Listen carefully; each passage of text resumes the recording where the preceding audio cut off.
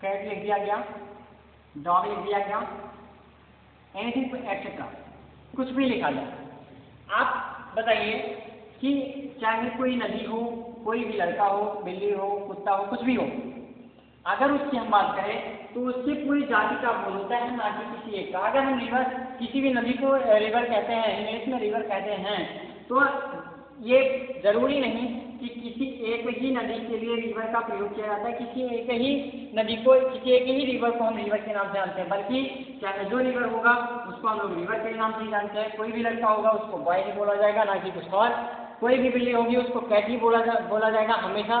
तो अगर इस तरह से कोई वर्ड आपको दिया जाए जो अपनी पूरी जाति का, अपने पूरे समूह का बोध कराता है, उसको हम लोग कॉमन नाउन के नाम से जानते हैं। तीसरे प्रकार की बात करते हैं। जो तीसरा प्रकार होता है हम लोग का, वो होता है कलेक्टिव नाउन। कौन सा बच्चों? Collective noun. कौन सा नाउन होता है? कलेक्टिव नाउन, जिसको हम लोग समूहवाचक के नाम से जानते हैं। किस नाम से जानते हैं बच्चों? समूहवाचक के नाम से, समूहवाचक संज्ञा के नाम से जानते हैं। किस नाम से जानते हैं बच्चों? समूहवाचक संज्ञा के नाम से। इसकी बात करें तो इसमें आप लोग को बता दें कि इसमें जब किसी नाउन में एक जैसी अनेक वस्तुओं का बोध कराया जाए, जब किसी भी नाउन में एक जैसी अनेक वस्तुओं का बोध कराया जाए तो उसको हम लोग कलेक्टिव नाउन के नाम से जानते हैं। जैसे अगर हम यहाँ पे कुछ वर्ड लिख रहे हैं तो आप लोग देखेंगे, जैसे अगर हम बात करें आर्मी की, आर्मी की बात करें तो ये पूरे अपने आर्मी समूह का बोध कराएगा, ना कि किसी एक सैनिक का। किसी भी एक सैनिक का बोध ये नहीं कराएगा, बल्कि अपने पूरे समूह का, पूरे सेना का बोध कराता है। इसी प्रकार पुलिस लिख दें तो ये भी अपनी पूरी समूह का बोध कराएगा। क्लास लिख दें तब भी पूरे समूह का बोध हो रहा है। या एक इसी तरह मान लीजिए क्राउड लिख दें, जिसका मतलब भीड़ होता है। ध्यान से समझिएगा, जिसका मतलब भीड़ होता है, इसको लिख दें तो ये सब जो वर्ड हमारे पास हैं, ये सब अपने पूरे समूह का बोध कराते हैं, ना कि किसी एक इंसान का या एक व्यक्ति का बोध नहीं करा रहे हैं।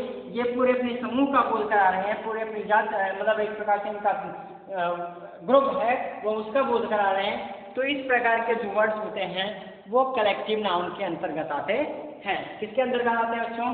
कलेक्टिव नाउन के अंतर्गत आते हैं। अगला जो काइंड है हमारा वो है मैटेरियल नाउन। कौन सा बच्चों? Material noun. इसकी चर्चा कर लेते हैं थोड़ी सी। मैटेरियल नाउन, इसको हम लोग जानते हैं द्रव्यवाचक संज्ञा के नाम से। किस नाम से? द्रव्यवाचक संज्ञा के नाम से। इसकी हम बात करें तो इसमें आप लोगों को बता दें, जैसे आप लोग कहीं कहीं आप अधिकतर देखे होंगे कि कहीं कहीं कुछ पदार्थों का नाम लिखा होता है, कुछ द्रव्यों का नाम लिखा होता है, कुछ धातुओं का नाम लिखा होता है, तो उसको भी हम लोग कहते हैं कि ये नहीं, ये नाउन है, ये नाउन है। तो कैसे पता वो किसके अंतर्गत आता है, इसको समझिए। जैसे अगर किसी भी धातु, किसी भी पदार्थ या किसी भी धातु या किसी पदार्थ का या किसी द्रव्य का नाम आता है, जैसे मान लीजिए आ गया मिल्क, क्या आ गया? मिल्क। या फिर आ गया साल्ट, या फिर आ गया इसी तरह से जैसे आयरन, क्या आ गया बच्चों? आयरन। मैग्नीशियम,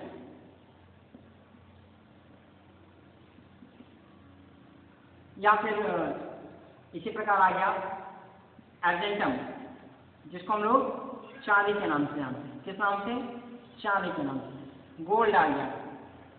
तो इस तरह के जितने भी वर्ड आते हैं ये किसी ना किसी धातु के नाम, किसी ना किसी पदार्थ के नाम, किसी ना किसी द्रव्य के नाम हैं। और ये इस तरह अगर मतलब दिए जाते हैं तो इन सारे वर्डों को हम लोग मैटेरियल नाउन के अंतर्गत रखते हैं। अगले टाइप की बात करें, अगले काइंड की बात करें तो अगला काइंड जो हमारा है वो है एब्स्ट्रैक्ट नाउन। कौन सा नाउन बच्चों? Abstract noun. एब्स्ट्रैक्ट नाउन, इसकी अगर हम बात करें तो इसमें आप लोग जानते हैं जब जिस शब्द से किसी क्रियाकलाप का, किसी भाव का या फिर एक्सेट्रा, इसी प्रकार अगर हमें मतलब किसी भी क्रियाकलाप का या फिर किसी भाव का या किसी व्यक्ति के किसी गुण का या किसी व्यक्ति के किसी दोष का बोध होता है तो उसको हम लोग एब्स्ट्रैक्ट नाउन के नाम से जानते हैं। तो इसको हम लोग हिंदी में भाववाचक संज्ञा के नाम से जानते हैं। किस नाम से जानते हैं बच्चों? भाववाचक संज्ञा के नाम से। भाववाचक संज्ञा के नाम से इसको जानते हैं। और इसके डिफिनीशन के अकॉर्डिंग तो इसकी जो डिफिनीशन होती है वो ये होती है कि जब जिस शब्द से किसी व्यक्ति के गुण, दोष या उसकी पसंद नापसंद या फिर किसी व्यक्ति के जो है मतलब क्रियाकलापों का ज्ञान हो, किसी व्यक्ति के क्रियाकलापों का बोध होता है तो उसको एब्स्ट्रैक्ट नाउन के नाम से जानते हैं। जैसे अगर हमने लिख दिया चाइल्डहुड, क्या लिख दिया बच्चों?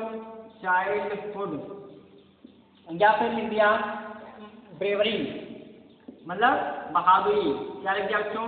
ब्रेवरी लिख दिया। या फिर लिख दिया पॉलिसी, दैट मीन इसका मतलब होता है सिद्धांत। इसी प्रकार जितने भी वर्ड आएंगे, इसी प्रकार जितने भी वर्ड आपको मिलेंगे जो किसी व्यक्ति के भाव या किसी व्यक्ति के क्रियाकलापों का, किसी व्यक्ति के गुणों का या फिर किसी व्यक्ति को दोषों का बोध कराता है तो उसको हम लोग एब्स्ट्रैक्ट नाउन के नाम से जानते हैं। आगे बढ़ते हैं। अभी ये तो पांचों प्रकार इसके पूरे हो गए। अभी थोड़ी देर पहले हमने बताया था, वीडियो स्टार्ट करते समय हम लोगों ने सीखा था कि नाउन, आधुनिक नाउन को दो भागों में डिवाइड किया गया। आधुनिक नाउन जो है उसको हम लोगों ने दो भागों में डिवाइड किया है।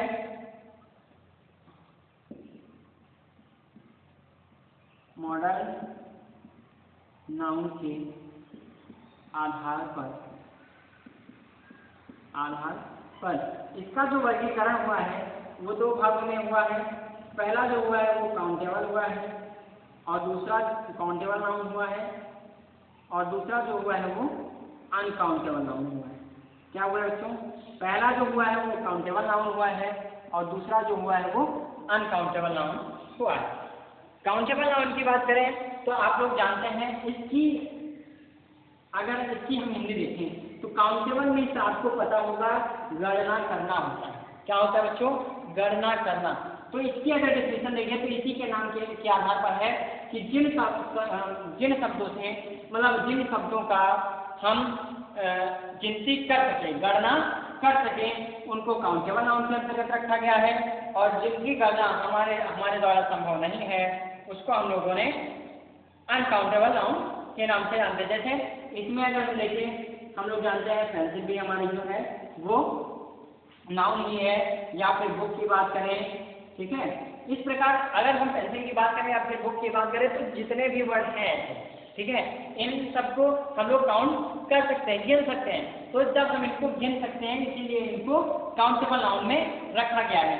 उसके बाद अनकाउंटेबल की बात करें, अनकाउंटेबल में जो होता है जैसे मिल्क हो गया, ठीक बच्चों, आयल हो गया, उसके बाद इसी तरह से मान लीजिए गोल्ड हो गया,